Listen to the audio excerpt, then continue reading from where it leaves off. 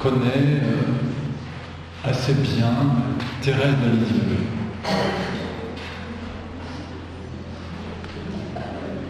Soyez pas trop timide, assez bien. Et qui connaît un peu Thérèse de Lisieux? Bon, vous êtes assez nombreux. Vous êtes des assidus.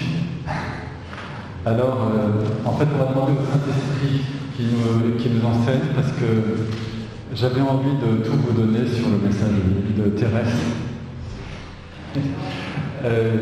Voilà, on va demander au Saint-Esprit de vous donner ce qu'il veut vous donner. Voilà. Ça sera plus simple. Et ce que je vous propose, c'est de faire un petit tour d'horizon sur le message de Thérèse. Parce que c'est finalement, il se résume en un mot, enfin en deux mots, l'esprit d'enfance. Thérèse, en fait, quand on avait demandé au pape en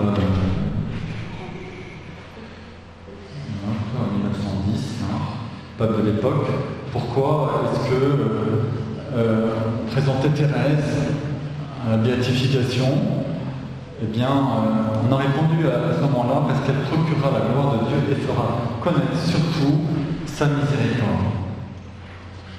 Voilà. Thérèse, comme vous le savez, elle a été reconnue, non seulement elle est sainte, mais elle a été reconnue docteur de l'Église en 97. C'est pour que nous soyons à son école. Voilà, l'école de Thérèse, c'est comment nous, chrétiens normaux,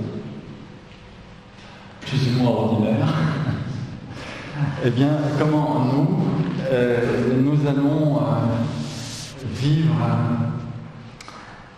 l'esprit d'enfance, c'est-à-dire tout simplement le Notre Père. Parce que tous les jours nous disons Notre Père, et si nous nous arrêtons au premier mot, alors nous avons déjà l'enseignement de Thérèse. Voilà. Donc c'est assez simple. Si nous voulons donc faire un grand résumé, Thérèse, c'est quelqu'un qui a découvert l'amour de Dieu. Pourtant, elle le connaissait, nous le verrons. Il y a quand même une famille hyper privilégiée. La dose d'amour dans cette famille, c'est extraordinaire. Pourtant, Thérèse est quelqu'un qui va rester pendant des années avec des scrupules épouvantables, complètement bloqués à certains moments, en se disant mais est-ce que Dieu finalement est content de moi? Et cette question-là, ça va la hanter, même dans sa vie de carmélite. Donc pas si simple pour elle que de découvrir vraiment l'amour de Dieu. C'est la première étape. La deuxième étape, c'est quand on a découvert l'amour de Dieu, eh bien, quelle est notre réponse? Et Thérèse nous dit que notre réponse, c'est celle de la confiance, oui, mais la confiance totale. Deuxième étape. Troisième étape, d'accord, on a connu Dieu, c'est bien, et on a une certaine connaissance de Dieu par révélation, par grâce, puisqu'on peut bien l'avoir aussi. Mais quelle est la connaissance que nous avons nous-mêmes? Et ça, c'est la troisième étape. Ça s'appelle l'humilité. Se réconcilier avec soi-même, c'est indispensable pour entrer dans cette petite voie d'enfance. Si tu ne t'aimes pas toi-même, tu n'as pas envie de te donner à Dieu. D'accord ?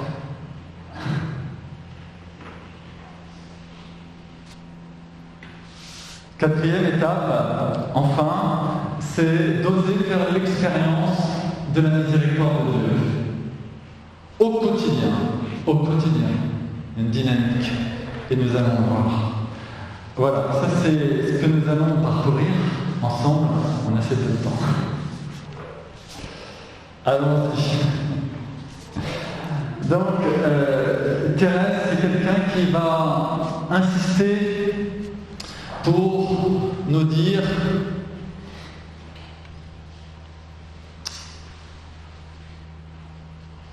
le Seigneur, il nous est révélé dans la personne du Christ qui se fait tout petit et qui se fait souffrant. Thérèse va nous inviter à nous laisser interpeller par le regard de Jésus. Si vous voulez, cette première étape va consister à nous oublier nous-mêmes, si c'est possible, pour regarder Jésus et à travers lui, contempler le Père, le Saint-Esprit. Vous savez, l'époque de Thérèse, un peu comme notre époque, mais quand même, l'époque de Thérèse est très marquée par le jansénisme. Je donne juste un exemple. En 1897, Thérèse vient juste de mourir. Il y a un grand incendie à Paris, l'incendie du bazar de la Charité. Alors, il faut voir ce qu'on a raconté et quels sont les discours qu'on a faits sur l'incendie du bazar de la Charité. C'était soi-disant la justice de Dieu qui tombait sur ce lieu, un peu frivole, quand enfin justice est faite. Bonjour ambiance. Mais ces fausses images de Dieu, si vous voulez, elles sont comme des fantômes dans nos âmes, dans nos cœurs. Surtout lorsque ça va mal et que nous avons envie de dire à Dieu, qu'est-ce que je t'ai fait, Seigneur, pour qu'il m'arrive ça? Qu'est-ce que j'ai fait au bon Dieu? Nous aussi, nous sommes hantés par une fausses images de Dieu. On va retenir une belle définition de l'amour de Dieu chez Thérèse. Pour que l'amour soit pleinement satisfait, il faut qu'il s'abaisse jusqu'au néant et qu'il transforme en feu ce néant. Peut-être, oui, peut-être nous aimerions un Dieu assis sur son trône et qui nous invite en ouvrant la grande porte, plutôt à monter en direct. Notre Dieu est un Dieu qui se fait petit, tout petit, qui s'abaisse jusqu'au néant. Pour justement nous rejoindre là où nous sommes et qui se propose à notre liberté. L'amour de Dieu, c'est un amour qui s'abaisse. Qui s'abaisse pour aller à la recherche du petit, du pauvre que nous sommes.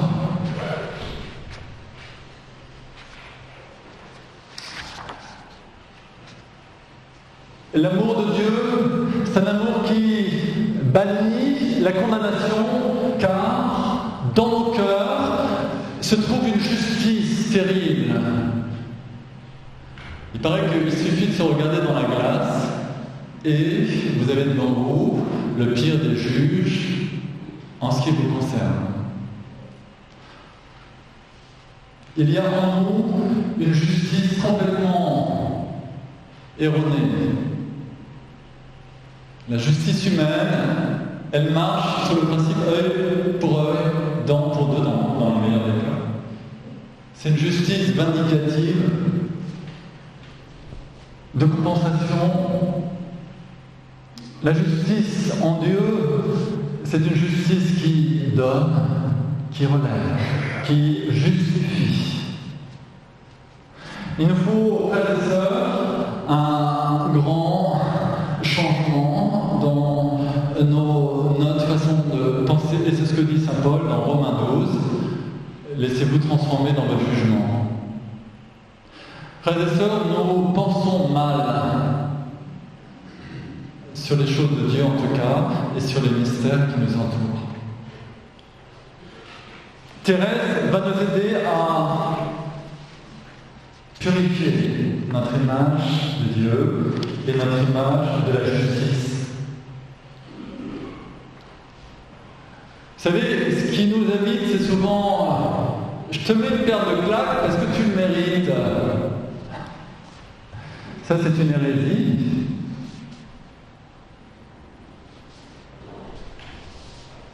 Et sans doute, cette paire de claques, nous la mettons à nous-mêmes d'abord. Ce que Dieu nous propose, oui, il peut nous proposer la correction, c'est vrai, toujours par amour.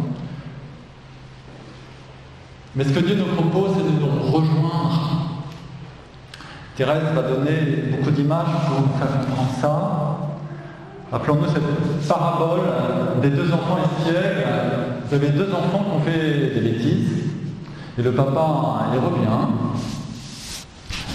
Et il y a deux stratégies. Il y a un enfant qui, en voyant le papa revenir, se jette dans ses bras, lui raconte en détail toutes ses bêtises et l'embrasse pour le prendre par le cœur.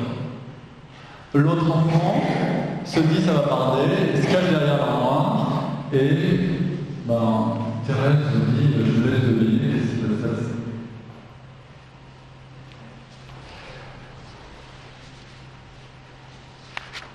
Notre Dieu est un Dieu scandaleux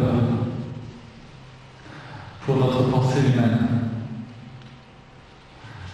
Parce que c'est un Dieu de miséricorde. La seule chose, c'est vrai, de notre côté, la seule exigence, c'est d'accueillir sa miséricorde, jouer le jeu de ce côté-là. Là, oui. Car Thérèse dit que pour ceux qui n'accueillent pas la miséricorde, ceux qui se détournent de la justice de Dieu, alors ça sera une justice terrible. Oui, parce que quand tu es dans les ténèbres, alors tu n'es pas dans la lumière. Et ça, c'est terrible. Et c'est ton choix.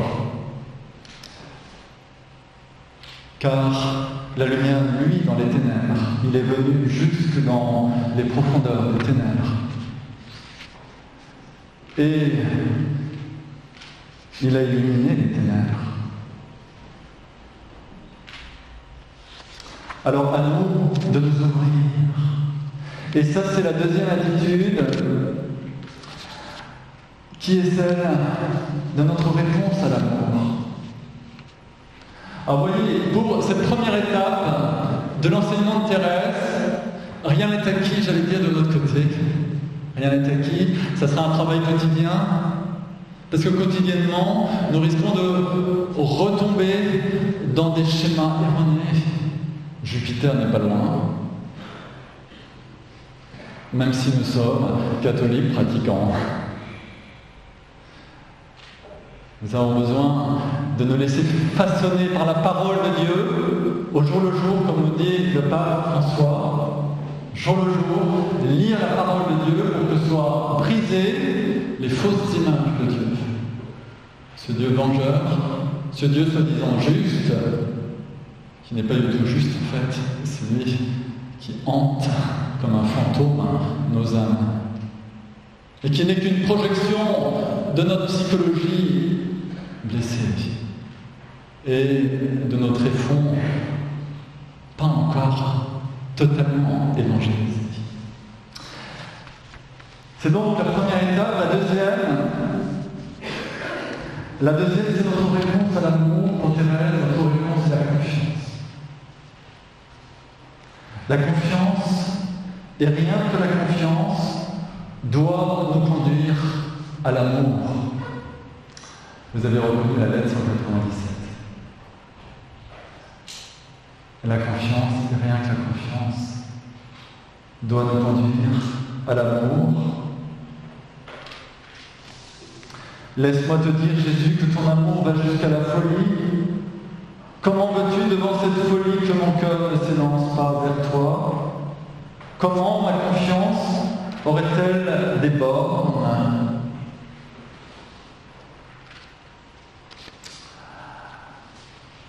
Alors cette confiance, c'est une certaine familiarité avec Dieu. Oui, il est notre Père. Et un jour, la petite Thérèse, en parlant des seigneurs, a pris un mot pour un autre, et puis elle l'appelait papa. Elle l'a appelé papa.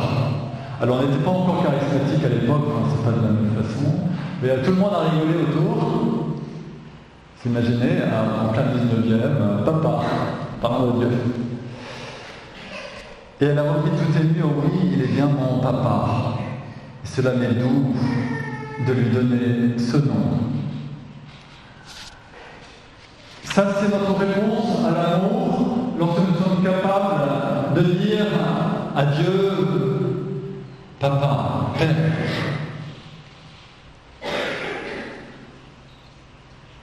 Alors pour Thérèse, c'est une certitude, cette confiance est une certitude de l'amour de Dieu, mais une certitude absolument totale, à tel point qu'elle a peur lorsqu'elle prie que Dieu soit obligé de l'exaucer. Alors elle préfère s'adresser à la Sainte Vierge, comme ça la Sainte Vierge, elle fait le tri, elle ne veut rien imposer à Dieu. Vous voyez comment est Thérèse. Et c'est une certitude à toute épreuve. Cette parole de Job, quand même Dieu me tuerait, j'espérerais encore en lui, m'a ravi dès mon enfance. Mais j'ai été longtemps avant de m'établir à ce degré d'abandon, maintenant j'y suis. Le bon Dieu m'y a mise, il m'a prise dans ses bras et m'a posée là. Ce sont des paroles que je vais dire en pleine souffrance. Parce que c'est vrai, vous pouvez dire, d'accord, c'est sympa ce que tu me racontes sur la confiance, mais quand tu es dans l'épreuve, c'est pas pareil. C'est vrai. Alors, cette confiance, c'est une confiance à toute épreuve. Et dans ce sens-là, c'est une folie. Jésus a fait des folies pour nous, dit-elle à sa sœur Céline. Alors Céline va faire des folies pour Jésus. Et ma folie, dit-elle, c'est d'espérer. Ma folie à moi, c'est d'espérer. Même quand tout va mal, c'est d'espérer. Tu peux te dire, c'est pas raisonnable, c'est vrai. Et ça, c'est la confiance. Et ça, c'est la folie. Fou pour les sages de ce monde. Une confiance totale que Dieu s'occupe de nous.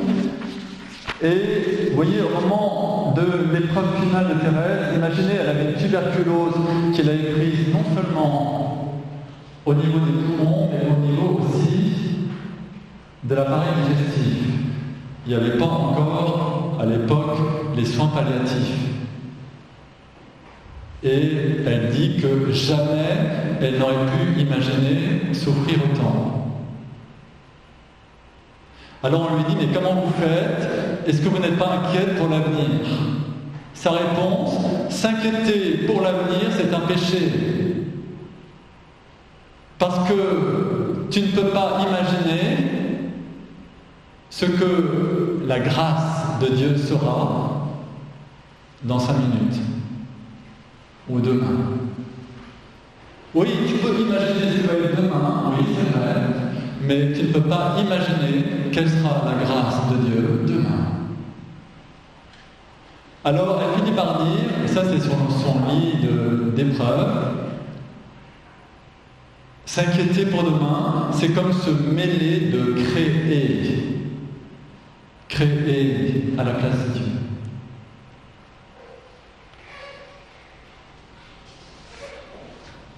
C'est une confiance dans le total, dans la providence, exigeante, c'est vrai, exigeante, totale et exigeante. C'est aussi une confiance totale dans la miséricorde de Dieu. Rappelons-nous la dernière phrase que Thérèse va écrire dans le manuscrit C. Elle ne pourra plus l'écrire d'ailleurs au stylo, mais au crayon. C'est en juillet, juste avant sa mort, elle est morte en septembre. Elle va dire que ce n'est pas parce qu'elle n'a pas de péché mortel, entre parenthèses, qu'elle s'élance vers Dieu par la confiance. Même si elle avait commis tous les crimes possibles, elle garderait la même confiance. C'est une confiance absolue. Ce qui fait que Thérèse même avait des discussions avec ses sœurs au Carmel pour défendre le fait qu'il est tout à fait possible d'espérer aller au ciel sans passer par le purgatoire. Ben oui, mais pourquoi pas? D'accord? Ben oui, si tu as une confiance totale et que tu as un cœur, bien sûr, l'amour miséricordieux qui porte des fruits en toi, alors, dit-elle, l'amour brûle tout en un instant. Alors, vous connaissez cette histoire de la sœur qui voulait absolument défendre les droits de la justice. C'est la sous-prieure, la sœur Fébronie de la Sainte Enfance, pardon. Et elle discutait tellement que sœur Thérèse a fini par lui dire: ma sœur, vous voulez la justice de Dieu, vous aurez la justice de Dieu. L'âme reçoit exactement ce qu'elle attend de Dieu.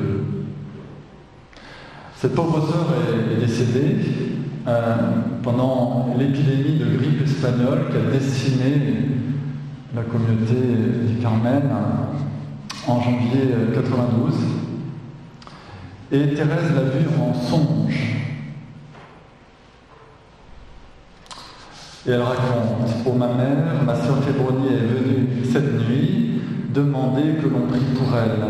Elle est en purgatoire, sans doute, pour n'avoir pas assez compté sur la miséricorde du bon Dieu. Par son air suppliant et son regard profond, elle semblait me dire: vous avez raison, toute justice s'accomplit sur moi, mais c'est ma faute. Si je vous avais cru, j'aurais été droit au ciel. Allez, on va se lever et on va reprendre un chant.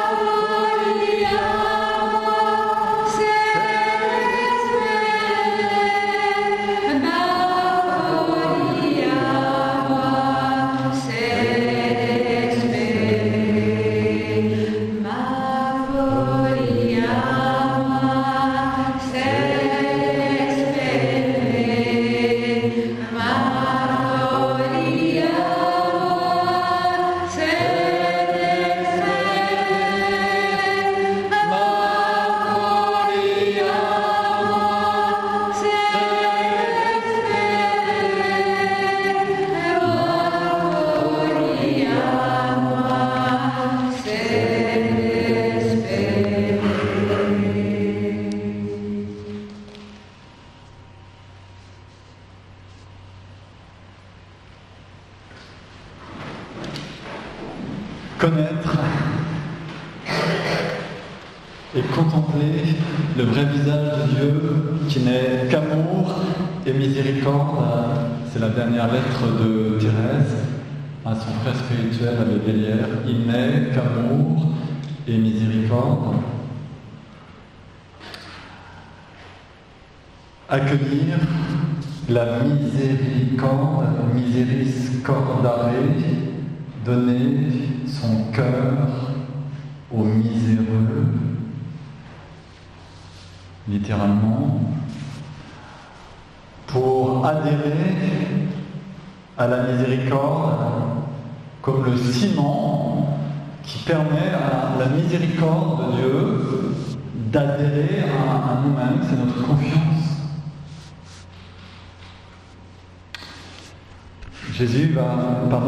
Thérèse va dire à plusieurs reprises à ses sœurs, notamment à Céline, mais c'est le manque de confiance qui offense le plus Jésus, c'est le manque de confiance. Parce que si nous n'avons pas confiance, il ne va pas forcer notre liberté. La confiance est ce ciment, cet aimant de notre part, de notre côté. Dieu ne s'impose pas, car il n'est qu'amour et miséricorde. Troisième attitude, c'est l'humilité. L'humilité qui est une attitude de vérité. Oui, si Dieu est miséricorde, si Dieu donne son cœur aux miséreux, alors c'est important de te reconnaître parmi ces miséreux, parmi ceux qui ont besoin, de façon vitale, de Dieu, l'humilité, dit la grande Thérèse d'Avila, c'est la vérité. L'humilité va nous faire accueillir ce que nous sommes, des hommes et des femmes à l'image de Dieu, revêtus de la dignité de Dieu, et en même temps blessés, pécheurs. Quel mélange! La fausse humilité, c'est de prendre que l'un des deux de ces aspects. Fausse humilité, c'est de dire je n'ai que des qualités, je n'ai aucun défaut. C'est de l'humilité dans un sens, c'est du réalisme, je dis que voilà, mes qualités. Par contre, la fausse humilité aussi, c'est de dire j'ai que des défauts et que des péchés. Je n'ai que ça, c'est pas tout à fait vrai. D'accord ? Voilà. J'aime beaucoup,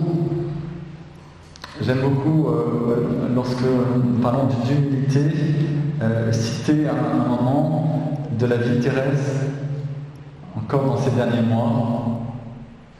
On raconte qu'il y a eu une première messe d'un abbé, qui s'appelle l'abbé Denis. Et elle était dans son lit, elle ne peut pas être à la messe, elle demande à boire le calice qui a servi pour cette première messe. Alors elle regardait longuement au fond de la coupe et on lui dit « Mais pourquoi donc ? Regardez-vous si attentivement le fond du calice. » Elle répond « Parce que je m'y reflète. » À la sacristie, j'aimais à faire cela. J'étais contente de me dire « Mes traits se sont reflétés là où le sang de Jésus a reposé et descendra encore. »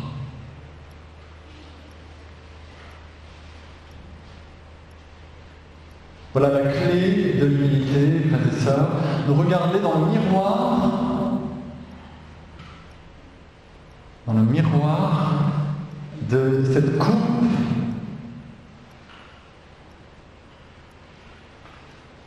remplie du sang qui nous sauve.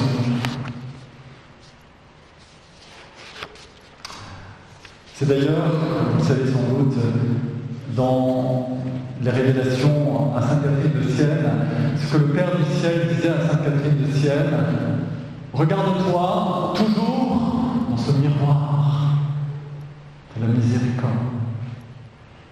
Jamais nous ne pouvons nous connaître nous-mêmes, ni les uns les autres. si nous ne nous regardons pas à travers la sainte face de Jésus, nous ne pouvons ni nous connaître, ni connaître l'autre,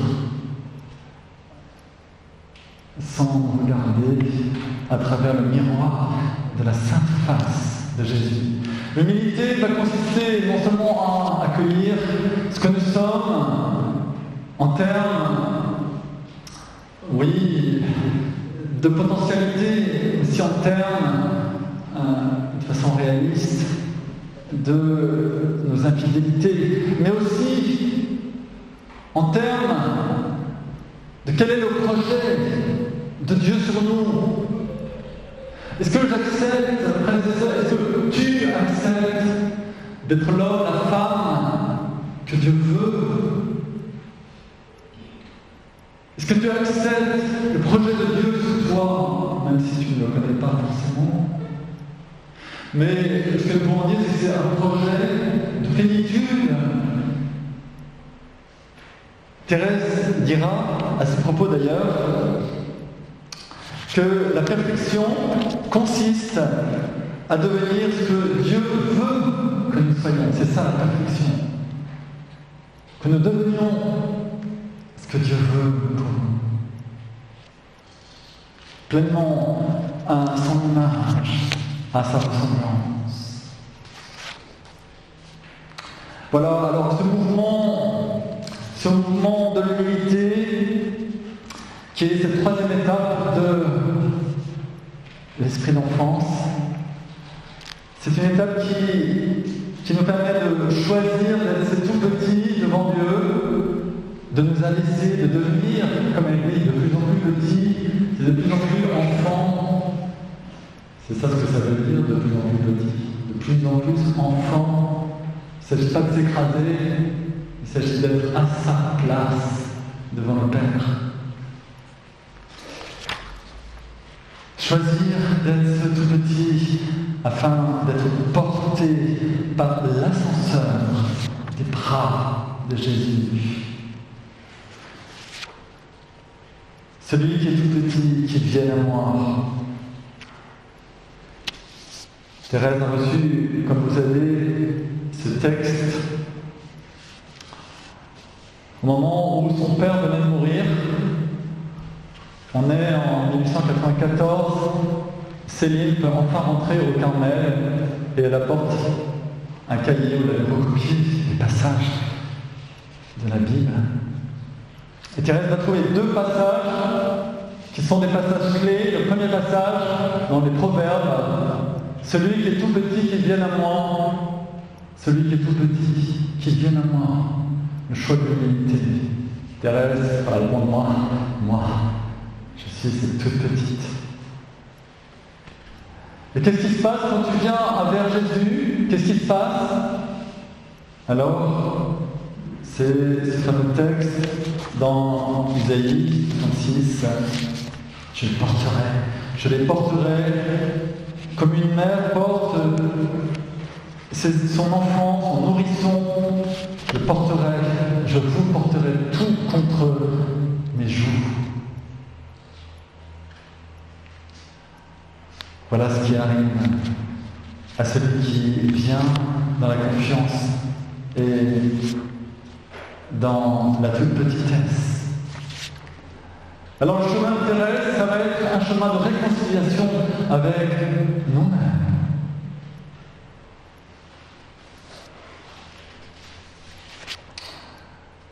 Quelle que soit la difficulté que nous traversons, quelle que soit l'épreuve, quel que soit aussi ce que nous pensons de nous-mêmes, sachons qu'il y a une vérité qui nous vient de Dieu. Alors regardons notre vie dans ce miroir. Le piège, nous le comprenons, c'est de regarder les choses sans passer par ce miroir. Alors, l'épreuve nous attire dans le gouffre.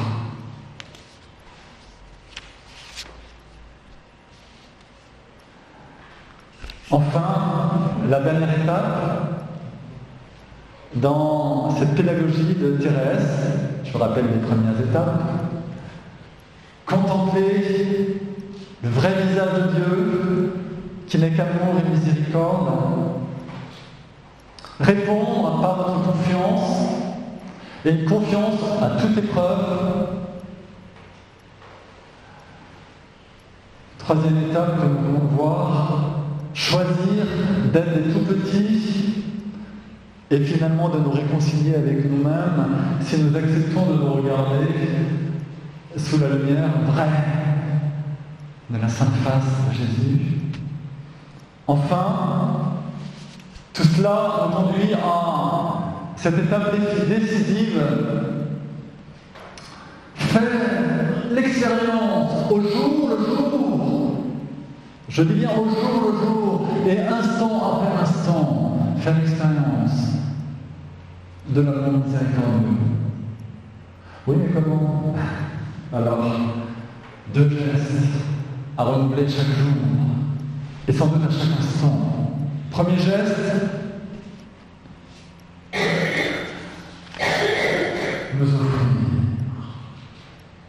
nous offrir à l'amour miséricordieux. Rappelons-nous Romains 12, je vous exhorte, frères et sœurs, à vous offrir vous-même en offrant le bon honneur, en instillant. Thérèse n'a rien inventé. Sauf que, peut-être que le point que précise Thérèse, c'est on va offrir en nous ce qu'il y a de plus beau, ce qu'il y a de plus médirable. Parce que c'est vrai qu'on sait qu'il s'agit de s'offrir et de s'offrir totalement à Dieu. Rappelons-nous Sainte Thérèse d'Avila. Dieu ne force pas notre volonté, il prend ce que nous lui donnons. Mais il ne se donne pas complètement tant que nous ne nous sommes pas, nous aussi, donnés à lui complètement. Donc ça c'est le béaba. Est-ce que tu as donné ta vie à Jésus déjà? Moi ça m'est arrivé dans un milieu évangélique qu'on me dise, t'as déjà donné ta vie à Jésus toi? Parce que tout le monde racontait son histoire, vous savez, avant ma conversion, après ma conversion. C'est en Allemagne. Alors moi j'étais dans ce groupe-là, et puis est arrivé mon tour. Parce que vous savez, avant, tout était réveillé, la drogue, l'alcool, tout ça. Après, c'était génial. C'est arrivé à moi, vieux cateau, habitué. Je vais à la messe, etc. J'ai une vie de prière. Ouais, mais ils m'ont un peu provoqué. Ils m'ont dit, est-ce que tu as donné ta vie à Jésus? Moi je leur ai dit, vous connaissez cette histoire parce que je me répète souvent, mais, je leur ai dit, bon écoutez, moi je donne ma vie à Jésus tous les jours. Ils m'ont dit, ah bon? Ah ben c'est intéressant. Mais ils n'étaient pas complètement sûrs, j'avais vraiment donné toute ma vie à Jésus. Alors c'est vrai que à l'époque je me disais, c'est dangereux de donner sa vie à Jésus parce qu'on ne sait jamais ce qui peut arriver après. Alors, c'est vrai que du coup, j'étais un peu piqué dans ma fierté de catho. Je me disais, mais il n'y a pas de raison. Hein. Je pense que c'est le Saint-Esprit qui m'a un petit peu poussé. Et puis, ils m'ont simplement dit, bon, d'accord, tu vas t'arriver à Jésus tous les jours, tu vas juste l'écrire dans ta Bible. Waouh. Ben, je vous le conseille. Je vous le conseille. Écrire dans sa Bible. Écrire dans votre Bible, aujourd'hui, à telle date, je donne ma vie tout entière à Jésus. Je le reconnais comme mon Seigneur, mon Sauveur, mon Maître. Moi, j'avais rajouté lui exclusivement. On dit, tiens, c'est intéressant. Bon, quelques mois après, j'étais rentré dans la communauté. Bon, ça a été quelque chose qui m'a un peu aidé, c'est vrai. Parce qu'on peut attendre longtemps, sinon. Voilà. Alors, en fait, chez Thérèse, ça c'est le béaba. Hein. Béaba, t'as forcément donné ta vie à Jésus, mais c'est pas suffisant. Ah bon? Ben non. Parce qu'il y a un truc qu'il faut que tu vérifies. Est-ce que tu as donné ta misère à Jésus? D'accord? Est-ce que tu as donné ta misère à Jésus? Vous avez une belle histoire comme ça, c'est plus récent que Sainte-Thérèse de Lisieux. Vous trouvez ça dans le petit journal de Sainte-Faustine, où elle écrit, voilà, mon Jésus, en signe de gratitude pour tant de grâce, je vous offre mon âme, mon corps, ma raison, ma volonté, ainsi que tous les sentiments de mon cœur, par mes vœux, je me suis donné entièrement à vous, il n'y a donc plus rien que je puisse vous offrir. Réaction de Jésus, ma fille, tu ne m'as pas donné ce qui est essentiellement tien. Rentrant en moi-même, je reconnais que j'aimais Dieu de toutes les forces de mon âme, et ne pouvant découvrir ce que je n'avais pas livré à Dieu, je demandais, mais Jésus, dites-le-moi, je vous le livrerai immédiatement de bon cœur.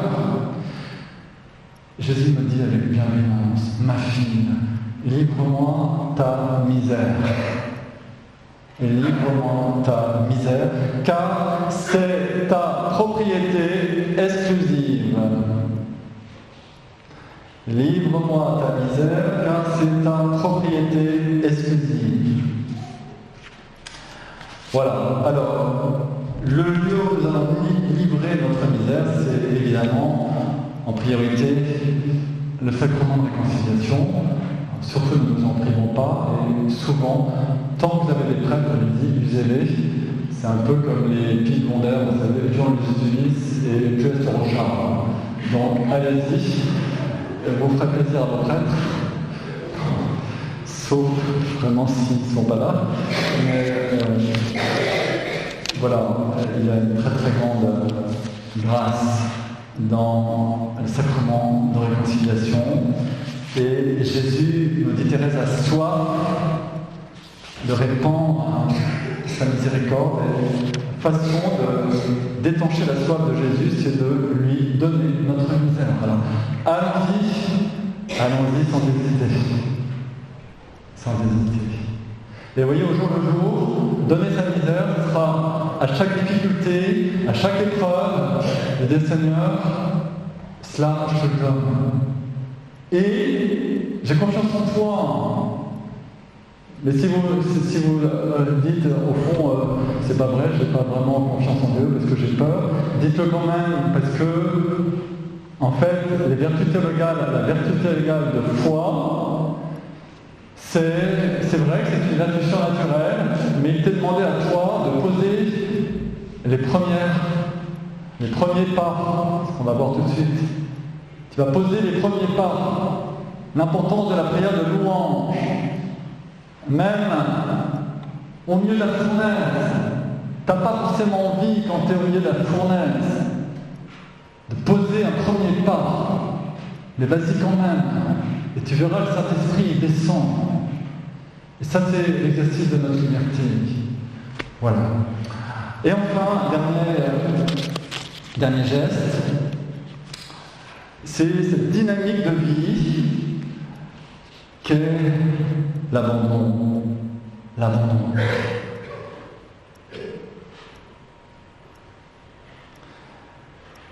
La voie de Thérèse, c'est la voie de l'abandon.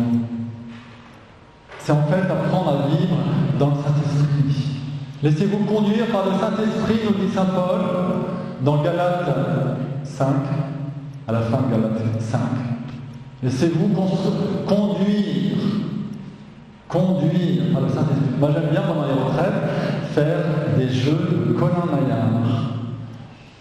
Vous voyez, c'est assez drôle.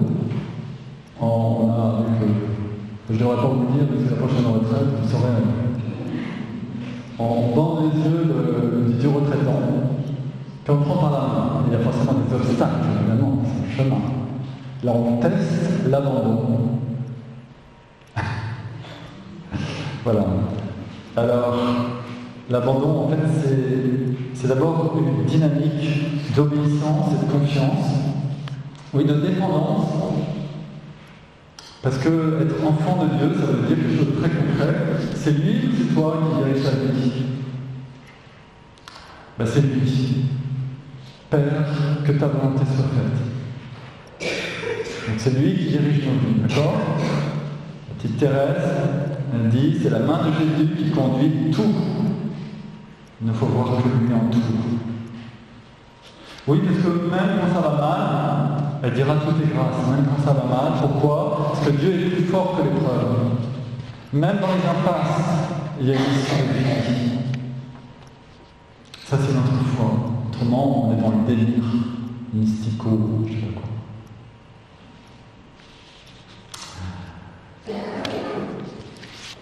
Et les images de Thérèse, ces paraboles pour nous faire comprendre ça, c'est d'abord l'ascenseur.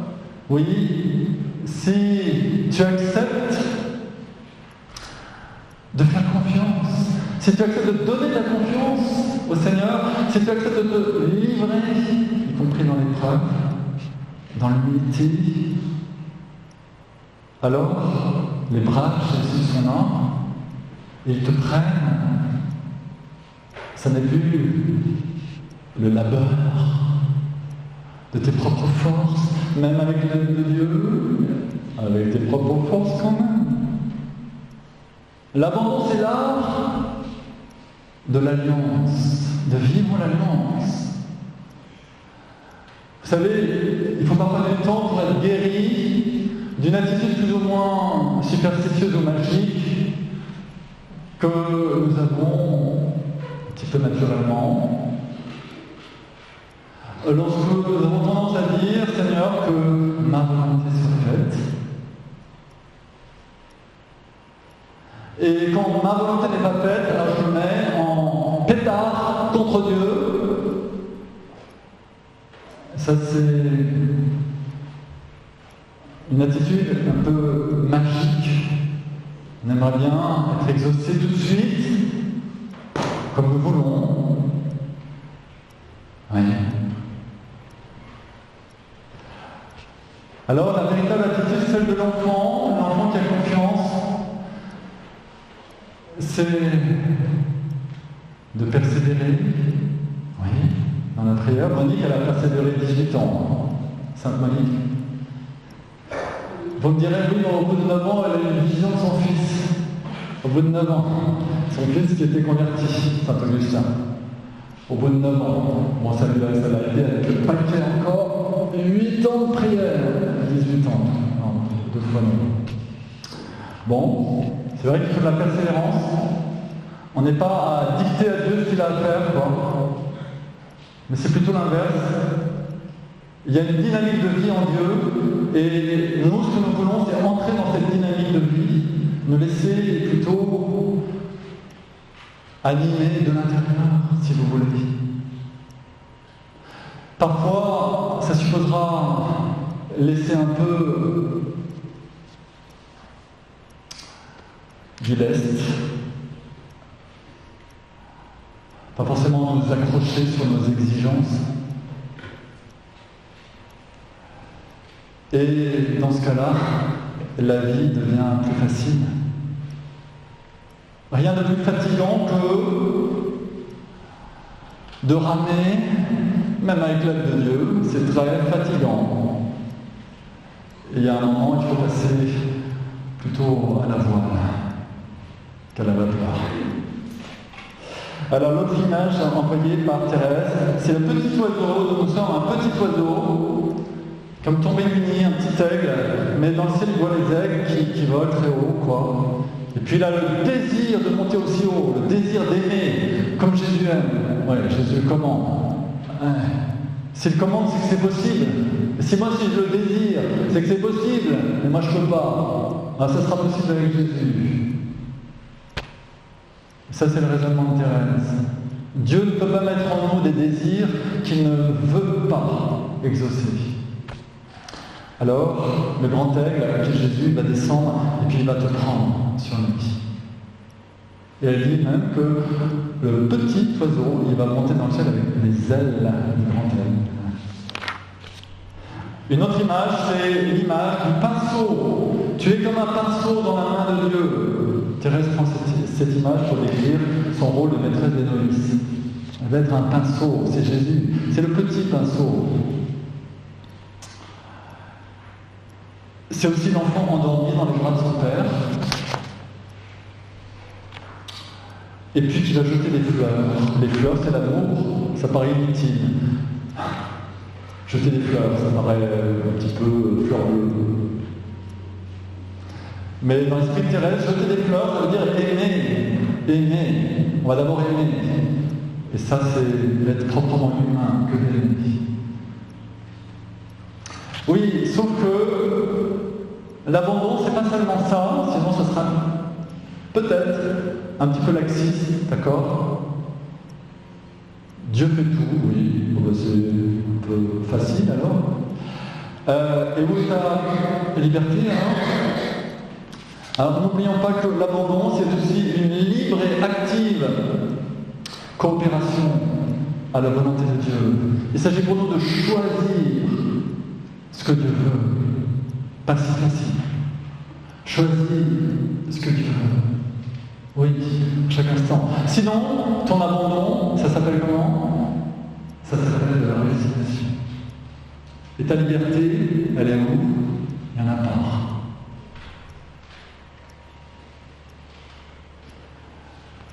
Alors, pour Thérèse, c'est accepter de monter au moins la première marche de l'escalier. Elle donne cette image. Voilà, tu vas monter la première marche, tu n'arriveras même pas, par tes propres forces, tu n'arriveras même pas à la première marche, mais c'est pas grave. Tu vas quand même faire cet effort.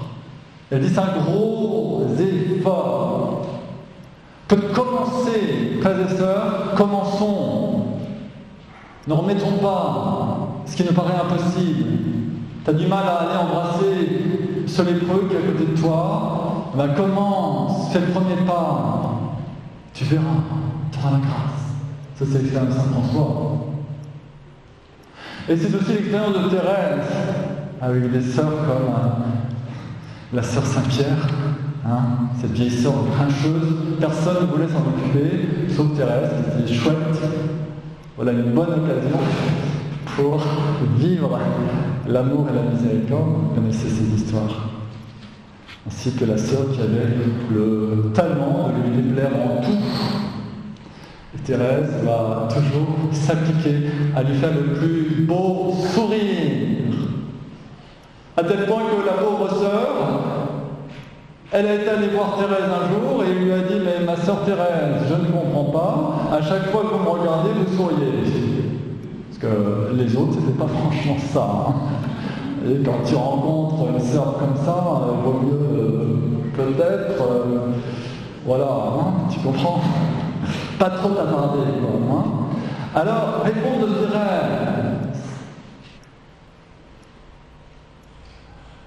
Parce que je vois en vous l'image de Jésus, en bien-aimé. Et puis elle va rajouter aussi que Jésus, qui est l'artiste des âmes, il aime beaucoup qu'on s'extasie devant toutes ses œuvres. Et devant la sœur qui a le talent de les faire en tout, eh bien, Thérèse va percer l'écorce, n'est-ce pas, pour voir la merveille de l'œuvre de Dieu. Et elle va faire plaisir à Jésus. Car un artiste, il apprécie qu'on lui dise « Ah ben c'est super ce que tu fais. » D'accord? Voilà, ça c'est l'abandon. L'abandon va consister à poser des actes de foi, d'espérance et de charité. Oui, poser des actes. Ça fait partie de l'abandon. Oui, mais en sachant que ça n'est que essayer de monter la première marche. On sait que si on fait ça, eh bien, on aura l'ascenseur des bras de Jésus. Voilà. Alors pour Thérèse, ça va se résumer à un peu comme un de ses saints patrons, qui est Saint François de Sales, faire tout par amour. C'est une décision, y compris les tout petits gestes de la vie, ramasser une épingle, par rien ne s'est passé. Et entretenir le feu par ces petites brindilles.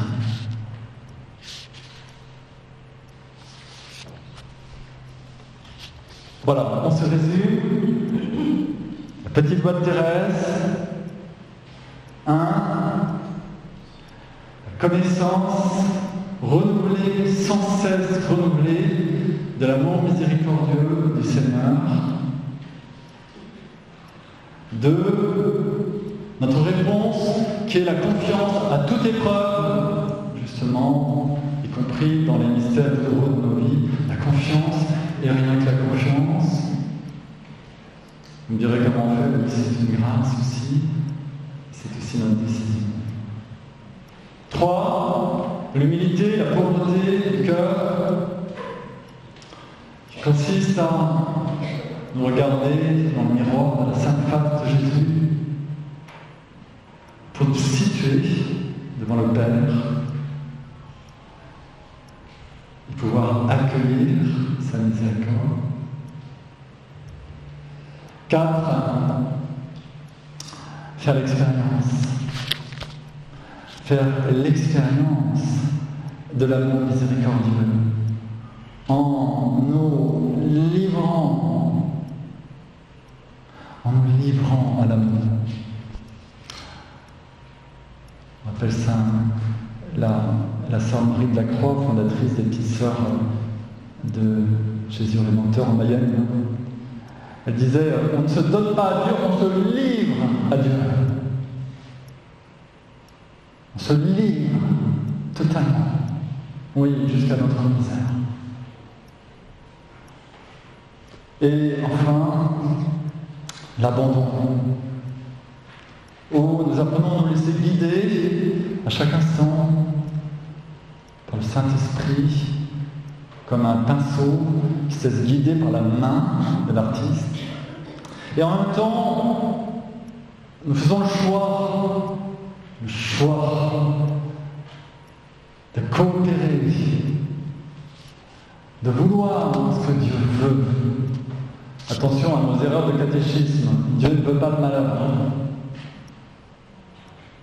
Vouloir ce que Dieu veut, c'est pas vouloir la catastrophe. C'est vouloir le chemin de Dieu qui ouvre les portes jusque sur nos croix, pour en faire des passages de tremplin. Nous allons nous lever.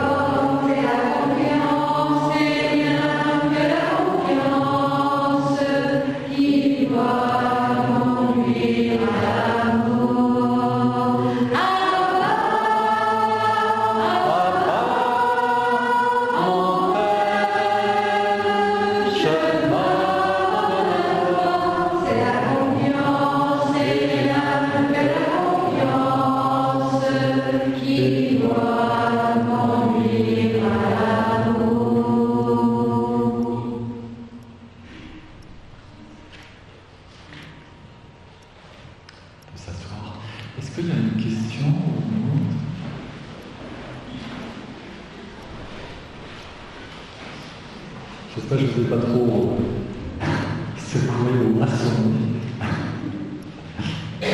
Ça va? Vous avez... je me suis fait comprendre à peu près. Oui, Béatrice, on va peut-être te donner un micro.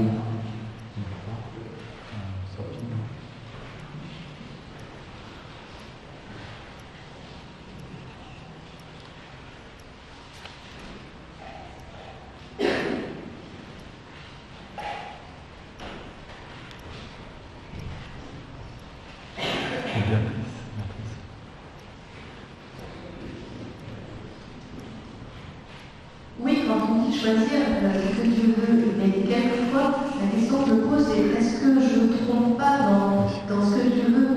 Est-ce que c'est pas moi qui veux ça? La question, c'est ça qui me développe quand j'ai l'impression que c'est pas tout à fait paisible. Est-ce que c'est bien lui qui veut ça ou est-ce que c'est moi? Oui, c'est vrai. C'est vrai. Alors, c'est une attitude de fond déjà. Choisir ce que Dieu veut. Thérèse en parle lorsque c'est l'épreuve terrible de la folie de son père. Son père devient fou et tout le monde dit c'est la faute de Thérèse. Parce que c'est le numéro 3 qui rentre au Carmel et qui a l'audace et l'ingratitude de laisser son père. C'est pour ça qu'il est devenu fou. Donc celui qui est le patriarche, revêtu de dignité, c'est celui qui n'a plus visage humain. Et elle va y voir d'ailleurs une image de la Sainte Face. Et là, elle va écrire à sa sœur Céline et elle va parler de comment vivre cette souffrance absolument terrible. Et la clé qu'elle va donner, eh bien, pour souffrir en paix, il suffit de bien vouloir ce que Jésus veut. Alors, je crois qu'il faut être très très prudent dans l'interprétation de ces paroles de Thérèse. La volonté de Dieu nous échappe toujours. Nous voyons les choses au premier degré. Du style, la volonté de Dieu, c'est que j'ai mis mon livre là et non pas là. Donc je vais enfermer Dieu en disant t'inquiète pas, c'est la volonté de Dieu, alors vas-y, etc. Je crois que la volonté de Dieu nous dépasse toujours. Et lorsque Thérèse parle ici de bien vouloir ce que Jésus veut, il me semble qu'elle se situe au-dessus de ce que l'on peut voir. Et peut-être on pourra en parler après, mais sur le moment, sans doute on ne peut pas en parler, on ne peut pas mettre des mots encore sur c'est quoi la volonté de Dieu. Donc, la volonté sans doute de Dieu, dans cette maladie du Père, c'est d'ouvrir sur le chemin de cette famille une porte de vie et de fécondité dans l'ordre de la croix. D'ailleurs, le père de Thérèse va lui-même un jour s'offrir en disant jusqu'à maintenant tu n'as encore rien souffert, alors il s'est offert. Alors il y a, c'est vrai, une certaine spiritualité qui peut être reçue comme doloriste. On va essayer de ne pas la recevoir comme ça. Que c'est vrai qu'à l'époque de Thérèse, ce genre d'offrande était assez courante.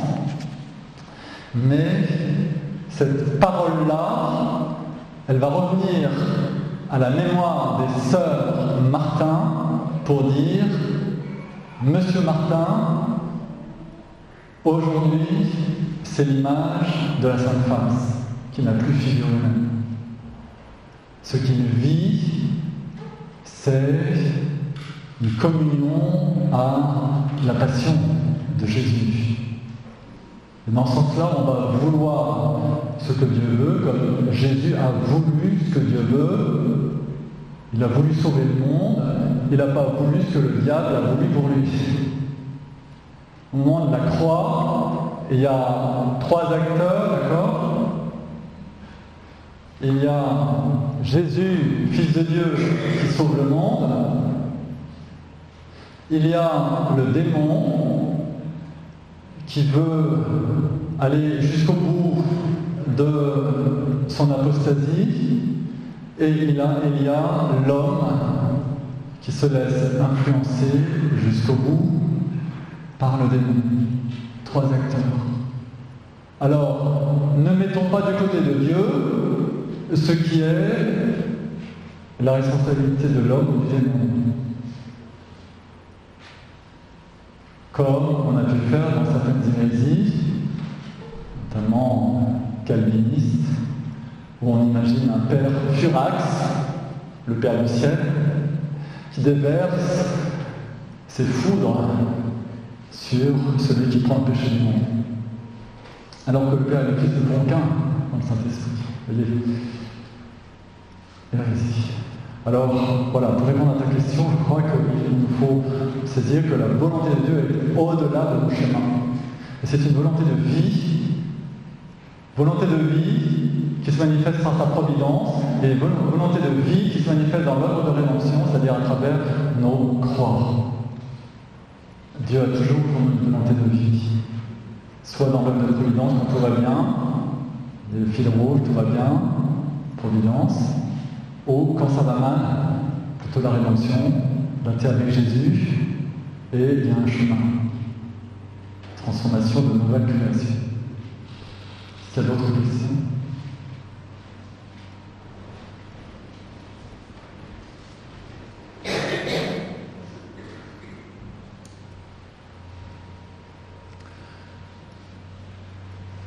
Voilà, pardon, j'ai peut-être été un peu long. Je vais vous proposer peut-être une dernière démarche, si vous n'êtes pas trop fatigué. On va se lever et puis on va juste écouter ensemble la fin de l'acte d'offrande à l'amour miséricordieux.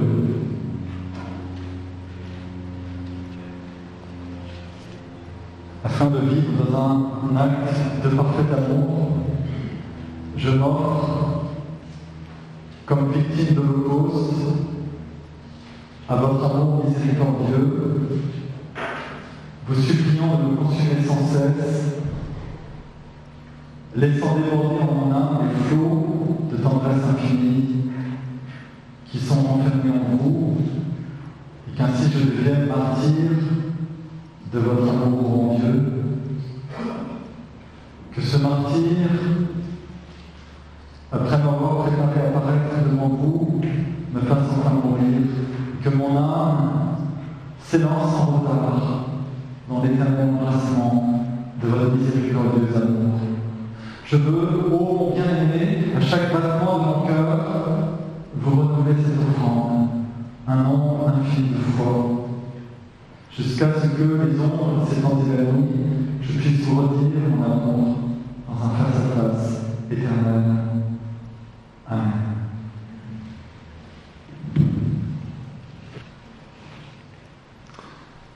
Nous allons maintenant exposer le sacrement.